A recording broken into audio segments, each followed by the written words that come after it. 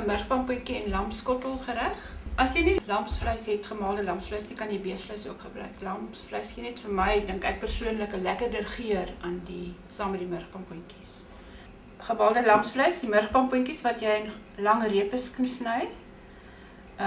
Parmesan kaas, broodkrummels, eie, mozzarella wat boop kom, timie, vars timie as jy kan en knoflook.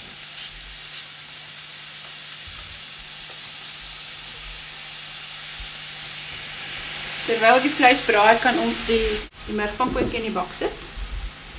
Maak lae murgpampoen. Gooi jy die broodkrummels, so 'n kwart koppie broodkrummels.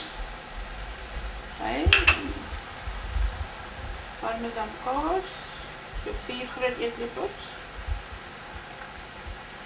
As jy kan rasper parmesan kaasplek van 'n pakkie te koop.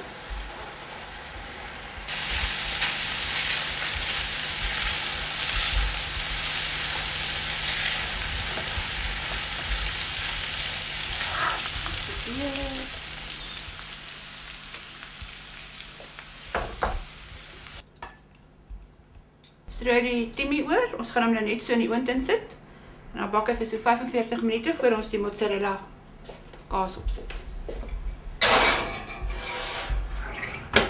Die murgpampoen en lamsvleiskottel was so 40 minute in die oond. Ek gaan hom nou uithaal.